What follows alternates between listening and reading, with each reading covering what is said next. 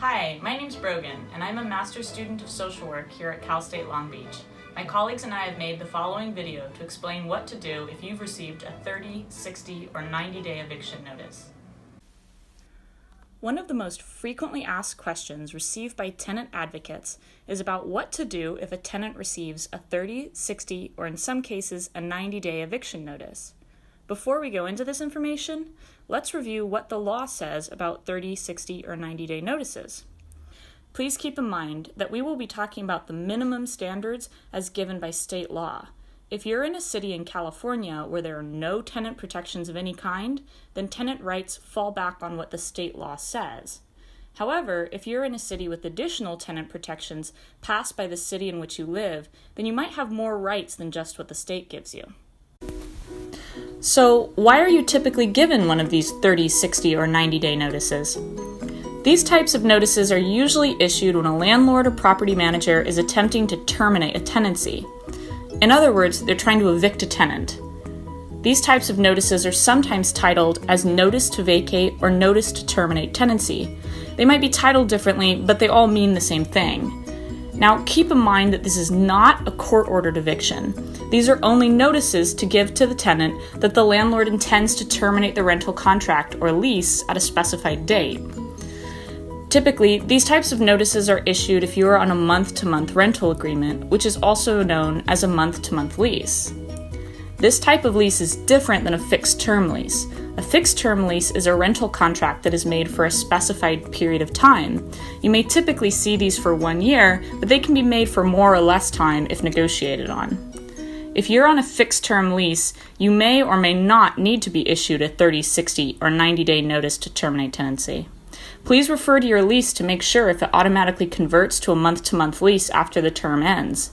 If it doesn't say that it automatically converts to a month-to-month, then it is expected that you vacate the unit at the end of your lease term.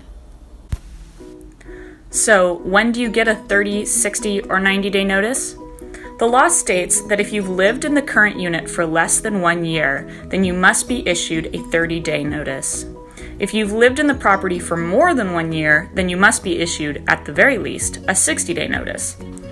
90-day notices are typically only seen for people who have their rents subsidized, such as with Section 8 tenants, or if you live in an apartment whose rents are subsidized by the government, such as in senior affordable housing.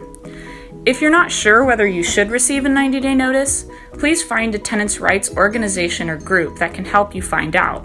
You can also try a legal aid office in your area. Proper serving of the notice. How and when you receive the notice is very important. You can be served the notice in a variety of ways. Typically, the notice is placed on your door. You may also receive the notice in the mail, or you may be handed the notice in person.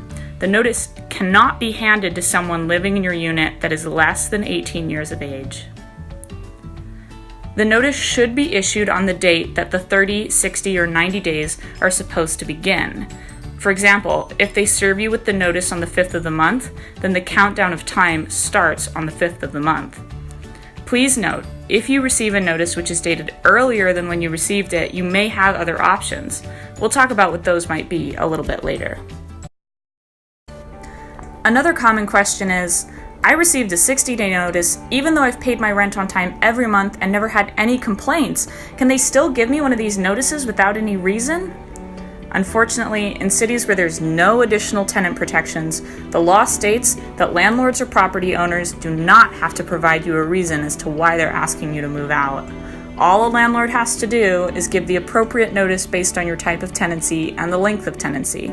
Again, 30 days if you've lived there less than 1 year, or 60 days if you've lived there more than 1 year. Another common question is, do I still have to pay rent during the 30, 60, or 90 days? Technically, as long as you're occupying the unit, you're required to pay your rent. If the end of the notice falls on another day other than the end of the month, for example, the notice you received has an end date of March 15th, then you're only required to pay up to the 15th. If you pay the full month and the landlord accepts the payment, then you legally have until the end of the month to move. Another commonly received question is, what happens if the 30, 60, or 90 days come due and I haven't found another apartment yet? If at the end of the 30, 60, or 90 days you're still in the apartment, and this is really important to know, nothing can immediately happen to you. Many people believe that the landlord or property owner can lock you out, throw your personal belongings out in the street, or call the sheriff or police when the time comes. But this is not true. The landlord cannot do any of those things. They can't lock you out, they can't come into your apartment to take your things, and they cannot call the police. If they try to lock you out or enter your unit, then you can call the local police to make them open the door or stop trespassing. Solutions. Unfortunately, there are not many things you can do when you receive one of these notices, as long as they're served properly. However, you might be able to claim insufficient notice if they do any of the following. Issue you a notice with different dates on the notice, like if they date the notice on the 1st and serve you on the 5th, or they write the wrong dates on the notice. They issue you the wrong notice, like if you're supposed to get 60 days and you only get 30-day notice, or they serve you improperly, like if they hand it to your children or someone under the age of 18 years. If they do any of the above, then you can respond by notifying them that this is insufficient notice. There are many situations which occur that might void the notice, like if they write the wrong dates or they charge you a full month's rent and the notice ends in the middle of the month. Because of these situations, we recommend speaking to someone that knows about tenants' rights and that can counsel you on what to do next. Conclusion. In a city without additional protections for renters, landlords do not have to give you a reason why they're asking you to leave. They just have to give you the right notice in the right way. We also learned that many cities all around California have additional protections against unjust evictions. The only way they got those protections was because the renters came together, were organized, and fought to win those protections.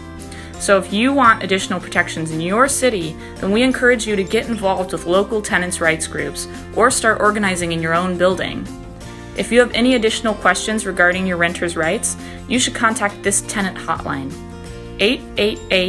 888-495-8020. Thank you so much for your time and attention. We've made other videos about tenants' rights too, so please go check those out.